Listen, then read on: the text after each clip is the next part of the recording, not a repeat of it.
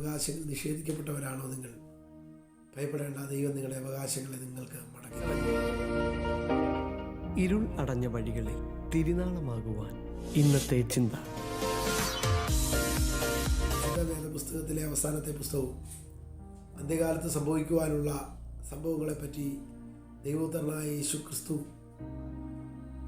തൻ്റെ ദാസനായ യോഹന്നാന് വെളിപ്പെടുത്തിയ പ്രവചനങ്ങൾ രേഖപ്പെടുത്തിയിട്ടുള്ള പുസ്തകമായ വെളിപ്പാട് പുസ്തകത്തിൻ്റെ 11-ാം അധ്യായത്തിൽ പ്രധാനമായി നാം കാണുന്നത് സ്വർഗത്തിൽ നിന്ന് ഇറങ്ങി വരുന്ന 2 സാക്ഷികൾ.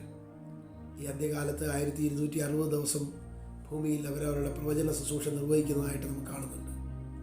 എന്നാൽ യഹൂദന്മാരുടെ അഭിമാന സ്തംഭമായി നിലനിന്നിരുന്ന യെരുശലേം ദേവാലയം പലതവണ തകർക്കപ്പെട്ട് പോയി.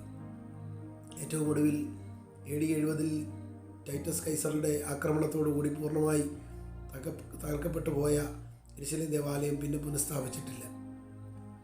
അതുകൊണ്ട് തന്നെ അന്ത്യകാലത്ത് ക്രിസ്തുവിൻ്റെ സഹായത്തോടുകൂടി ആ ആലയം പുനഃസ്ഥാപിക്കപ്പെടുന്നതും അത് ഒരു പ്രത്യേക കരാറിൻ്റെ അടിസ്ഥാനത്തിൽ ഉപയോഗിക്കപ്പെടുന്നതുമായ ഭാഗം ഈ ഭാഗങ്ങളിൽ നമുക്ക് കാണാനായിട്ട് കഴിയുന്നുണ്ട്. ഇവിടെ ദേവാലയം അളക്കുന്നതും എന്നാൽ പ്രാകാരം അളക്കാതെ ജാതികൾക്ക് ചവിട്ടുവാനായി 42 മാസത്തേക്ക് വിട്ടുകൊടുത്തിരിക്കുന്നത് നമുക്ക് കാണുവാനായിട്ട് കഴിയും.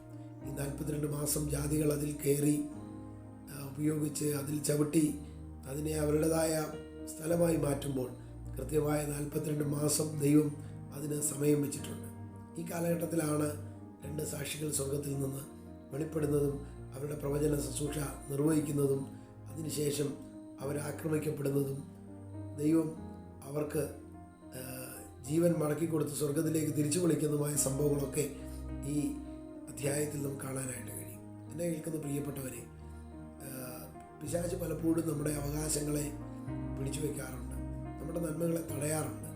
എന്നാൽ ദൈവം അതിനെല്ലാം കാലപരിധി നിശ്ചയിച്ചിട്ടുണ്ട്. നമ്മുടെ ആയുസ് മുഴുവനും നമ്മുടെ നന്മകളെ ആർക്കും തടഞ്ഞു വയ്ക്കാൻ കഴിയത്തില്ല. നമ്മുടെ ആയുസ് മുഴുവനും നമ്മുടെ നന്മകളെ ആർക്കും ചോർത്തിക്കളയാൻ കഴിയത്തില്ല. 42 മാസം യഹൂദന്മാരുടെ ദേവാലയത്തിൻ്റെ പ്രാകാരം ജാതികൾ ചവിട്ടിക്കളഞ്ഞെങ്കിൽ അത് അവർക്ക് മടക്കി ലഭിക്കാൻ തക്കവണ്ണം ദൈവം പ്രവർത്തിക്കുന്ന സമയങ്ങളുണ്ട്. ഇസ്രായേലിനെ വീണ്ടെടുക്കുന്ന സമയം ദൈവം നിശ്ചയിച്ചിട്ടുണ്ട്. അവരുടെ നിലവിളിക്ക് കർത്താവ് ഇറങ്ങി വന്ന് മറുപടി കൊടുക്കുന്ന ഒരു സമയമുണ്ട്. അതുകൊണ്ട് ഇന്ന് പ്രഭാതത്തിൽ എന്നെ കേൾക്കുന്ന പ്രിയപ്പെട്ടവരെ, നമ്മുടെ നഷ്ടപ്പെട്ടു പോയ നന്മകൾക്ക് പ്രതിഫലം തരുവാനും അത് മടക്കി തരുവാനും അതിനെ പുനഃസ്ഥാപിക്കുവാനും നമ്മുടെ കർത്താവ് വിശ്വസ്തനാണ്. ഈ വചനങ്ങളാൽ ദൈവം നമ്മെ എല്ലാവരെയും അനുഗ്രഹിക്കട്ടെ. നല്ലൊരു പ്രഭാതം എല്ലാവർക്കും.